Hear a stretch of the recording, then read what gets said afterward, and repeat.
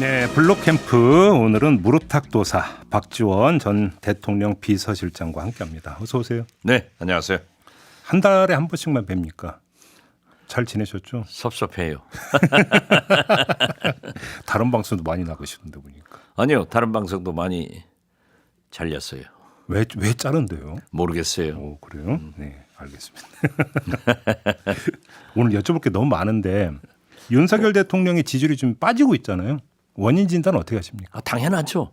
당연하다. 네, 어떤 저는 점에서? 한일 정상회담이나 지금 이 정권의 총체적 오만함, 국민을 무시하는 것, 그리고 국민의힘 간부들의 그 실언, 네. 이런 것은 물론 제일 큰 것은 뭐라고 하더라도 민생 경제가 아주 어렵습니다. 심지어 삼성전자까지도 적자를 예상하는 예. 반도체 좀 요즘 힘들더라고요. 이런 문제라고 하면은 대통령이 저러고 계실 때가 아니에요. 그러면 대통령실에서 국회에서 여야 지도자들이 머리를 맞대고 민생 경제, 특히 외교로부터 오는 거예요.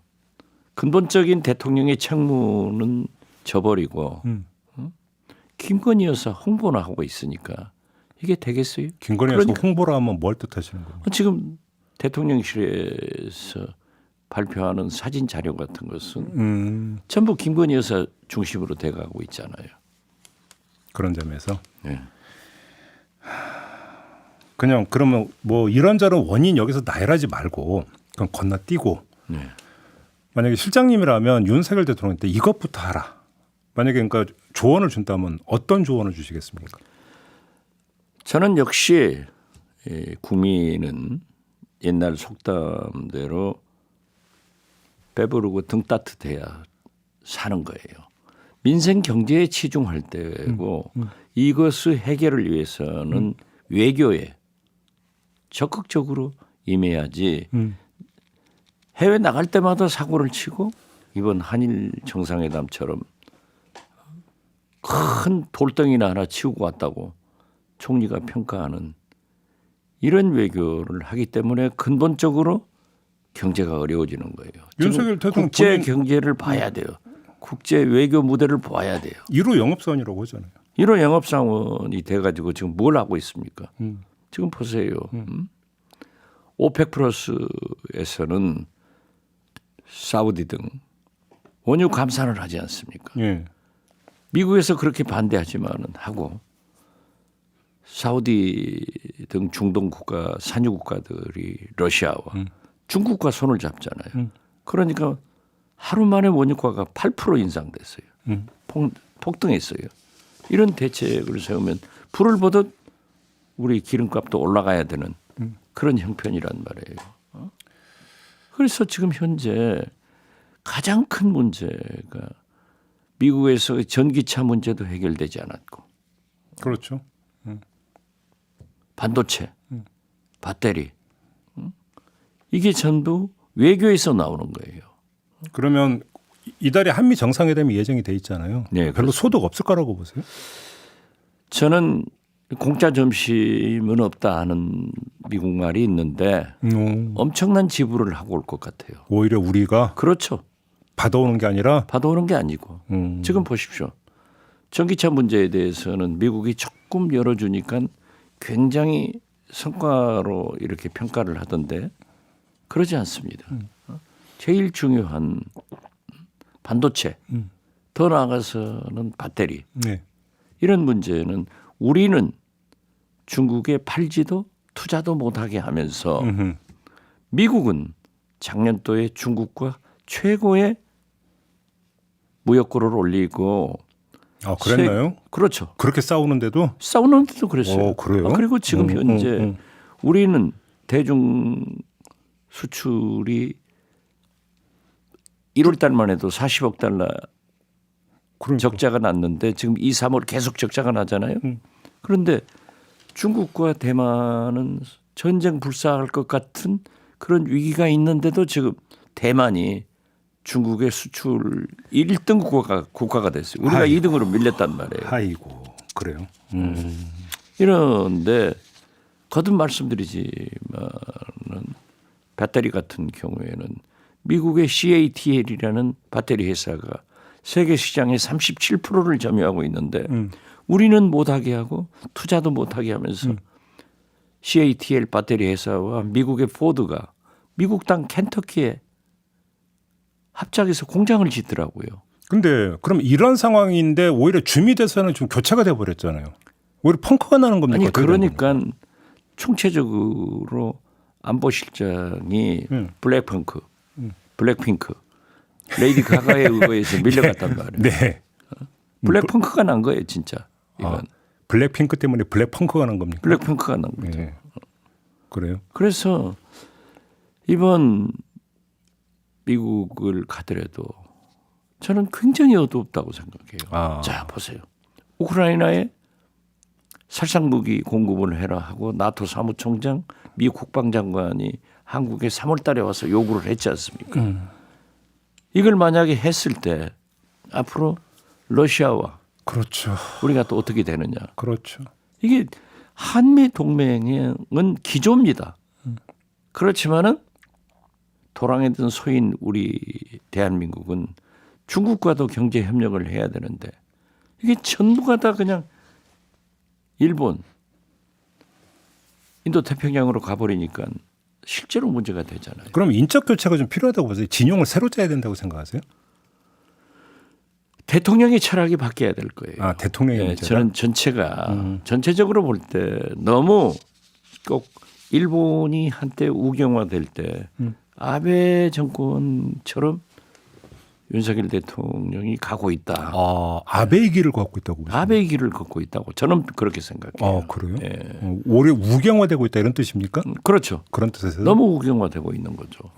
오히려 실용의 길이 아니라 그렇죠.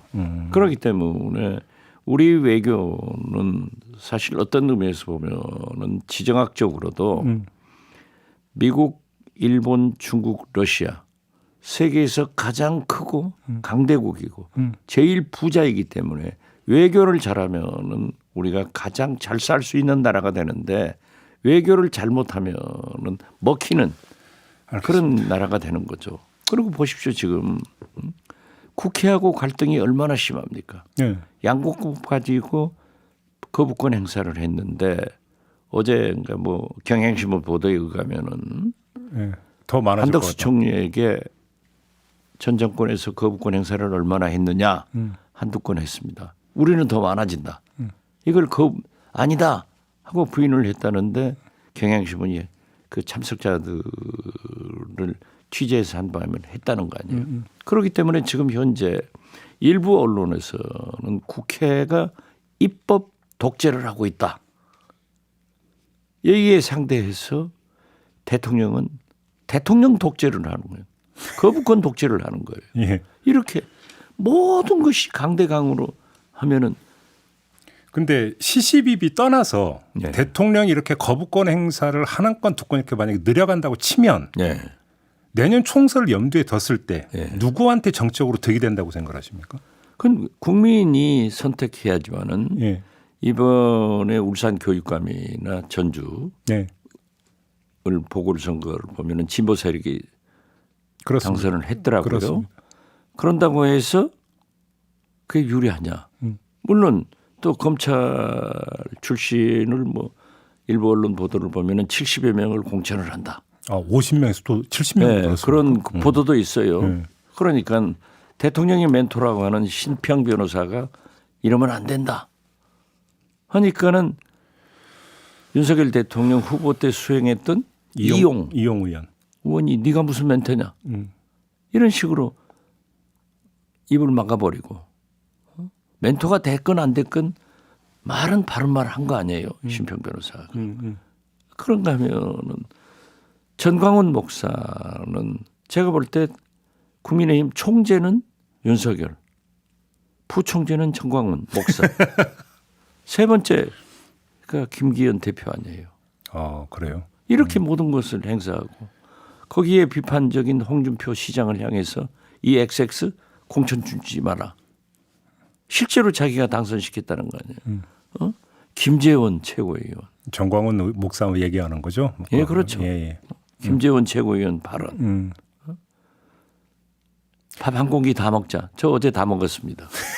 그 최고위원들의 그 이른바 설화는 어떻게 평가를 하세요? 이게 김기현 대표의 리더십 부재죠. 거기서 그러니까 이 정당이라고 하는 것은 좀 여러 의견이 나와야 되는데 네. 윤핵관들이 꽉 붙들고 있으니까 말을 못하는 거죠. 아니 오히려 말을 잘못해서 못한 게 아니라 잘못해서 문제. 아니 그러니까 말을 안 할 사람들이 잘못한 것이 문제가 아니라 예. 정치권에서 그러한 나오는 것은 대표가 당이 기강을 세워서 움직여야 되는데 자 정광훈 목사를 두둔하고 옹호를 했다고 해서 나쁘지만은 정광훈 목사를 상대로 해서 징계를 하면은 내년 총선이 어렵다. 이런 것을 계산하고 있기 때문에 지금 계속 꼬여가는 거죠. 아 그래서 그런다고 보세요? 저는 그렇게 봐요. 아 그러면 결국은 해결을 하려면 아니, 보세요. 김기현 리더십을 더 확실하게 세워야 충북지사. 된다. 예. 강원지사 산불 났을 때 산플러스도 술 먹으러 가고 술 안 먹었다고 주장. 술 안 먹고 입에다 물만 마시고 입에다 대기만 입만 했대요. 됐다고. 이 또 골프 연습했다가 뭐 퇴근했다. 이런 거짓말들을 하는 게 국민들한테는 굉장히 소위 빈정이 상하는 게 기분이 나쁜 거예요. 이게 왜 그러냐? 정권이 오만해졌다 이거죠. 아. 대통령께서 오만해진 거예요. 항상 권력을 잡은 집권 세력들은 오만해져 가지고 국민의 심판을 받는 거예요. 한동훈 법무부 장관 보세요. 장관이 아니라 국회의원보다 더 심한 정치인 아니에요? 국회에 와서 자기가 큰 소리 치고 자기가 질문하고 이런 것들이 쌓여가는 거예요. 한동훈 장관 얘기하셨으니까 총선 때 나올 거라고 보세요. 나오겠죠. 나올 거라고 보세요. 저는 나온다고 봐요. 본인이 일단 저기 그 생각 없다는 식으로 또 이야기했죠. 그거야 지금 현재 하는 얘기죠. 그렇게 보시는 거죠. 앞으로 1년 후인데 아마 12월 뭐 나올 거예요. 저는 그렇게 봐요. 왜냐하면은 예. 그 모든 이 검찰의 주요 간부들이 국회로 가자. 우리가 살 길은 거기다. 이런 얘기를 공공연히 하고 있단 말이에요. 이 나라가 현재 검찰이 있는 검사들이 그렇죠. 그런다고요? 뭐 그런다고 그러대요. 아 그러면 관련해서 최강욱 의원이 2020년인가 대표 발의했던 검사들 같은 경우는 선거에 출마하려면 1년 전에는 퇴직하게 하는 그러한 법안. 것은 국회에서 논의할 수는 있겠지만은 저는 검찰이라고 해서 그러한 제한을 두는 것은 바람직하지 않다 그렇게 봐요. 다른 공직자는 지금 90일 전으로 돼 똑같죠. 있죠. 예. 90일 전. 예. 각 공직자 똑같아야죠. 형평성 문제가 있다. 그렇죠. 그러니까 지금 현재 대통령실에서 얘기하는 예. 국회의 과도한 입법권도 문제지만은 국회에서 정상적으로 통과된 법을 거부권 독재, 대통령 독재로 무시해버리는 것도 나쁘죠. 예. 이건 삼권 분립 차원에서 존중이 서로 돼야 돼요. 알겠습니다. 너무 이제 정부 여당 쪽 이야기만 한 것 같으니까 이거 하나 질문 드릴게요. 더불어민주당의 안민석 의원 있지 않습니까? 네. 안민석 의원이 레임덕이 오게 되면 차기 정권을 야당한테 다시 뺏길 것이고 그러면 윤석열 대통령과 김건희 여사가 무탈하겠냐. 아마 감옥 갈 것 같다. 이렇게 발언해서 또 이제 파문이 일던데 이런 발언이 적절한 발언이었다고 평가하십니까? 저는 과유불급이라고 너무 지나치면 안 돼요. 예. 어떻게 됐든 현직 대통령 내외에 대해서 존중해 줄 건 존중해 줘야 돼요. 네. 예. 저도 윤석열 대통령과 김건희 여사를 비판하지만은 그게 금도가 있어요. 어떻게 내년 총선 승리를 민주당이 하려고 하는 것은 사실 아니에요. 네. 거기까지지. 뭐 현직 대통령 네 분이 감옥 갈 것이다. 이런 말씀을 하는 것은 본인의 의견이지만은 본인의 생각이겠지만은 좀 과도하다. 저는 그렇게 봅니다. 그러니까 일각에서 이런 지적이 있어요. 민주당 물론 전체 의원이라고는 볼 수 없지만 대정부 질의 과정에서 민주당의 어떤 그 질의 태도나 법사위 회의장에서의 질의 태도나 안민석 의원의 이런 발언이라든지 이런 것들을 종합을 할 때 민주당 일부 의원들이 너무 감정을 앞세우는 것 같다. 오히려 냉정하게 접근해야 되는데 감정을 앞세움으로써 오히려 판을 열어주는 것 같다. 이런 지적을 하는 목소리가 있거든요. 그런 평가가 많기 때문에 저는 예. 윤석열 대통령이 음. 국민의힘 김기현 대표가 저렇게 엉망으로 하고 있는데도 예. 실정이 계속되는데도 예. 경제가 이꼴되는데도 왜 상대적으로 민주당이 그 지지도가 그렇게 오르지 않느냐 하는 것을 굉장히 국민들이 대안 세력으로 야당을 바라보는데 지금 인색하잖아요. 이러한 것은 지금 말씀하신 대로 민주당 의원들이 민주당 중진들이 좀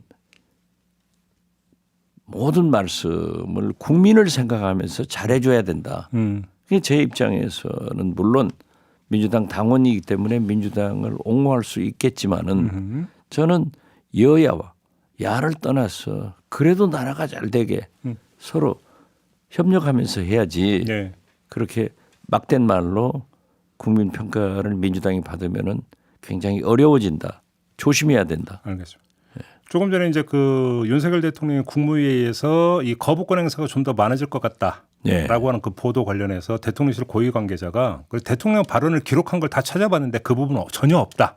그렇게 말한 적 없다고 부인을 했다라는 이런. 글쎄 대통령실은 습관적으로 거짓말을 하더라고요. 이게 거짓말이라고. 한일 회담 정상회담에서도 위안부 문제 말한 적 없다. 독도는 일본 땅이다. 그런 거 없다. 후쿠시마 수산물 수입 없다라고 하지만 현실로 드러나잖아요. 그리고 저는 일본의 NHK 보도도 믿지만은 우리 언론도 믿어요. 거기에서 경향신문에서 보도를 하고 그렇게 대통령실에서 아니라고 말을 하니까 참석자들 복수의 참석자들한테 확인하니까 했다고 하더라. 네네. 그렇게 보시는 거고 아무튼 이제 그런 말을 했느냐 안 했느냐가 아니라 그러면 앞으로 거부권 행사를 그러면 안 할 거냐라고 하는 또 다른 차원의 얘기가 근본적으로 지금 현재 국회에서 입법 과정에 있는 것을 무조건 뭐 조건은 있겠죠. 이런 문제가 있다 하는 것을 얘기하면 하면 좋은데 거부권 행사한다. 지금 양곡법만 하더라도 이게요. 단순하게 농민 230만을 보호하는 것을 떠나서 쌀은 우리의 주식이지만은 제일 큰 알겠습니다. 안보 자산의 1호입니다. 그렇죠. 예, 알겠습니다. 이러한 것을 무시하고 그냥 거부권 행사해서 시장 논리로 한다고 하면 안 되죠. 알겠습니다. 시간이 다 돼서 마무리해야 될 것 같네요. 고맙습니다, 실장님. 겸손해야 됩니다. 아, 저보고 아니죠? 네. 정권이요. 정권 보고. 예. 알겠습니다. 마무리할게요. 고맙습니다. 네, 감사합니다. 무릎탁도사 박지원 전 대통령 비서실장과 함께했습니다.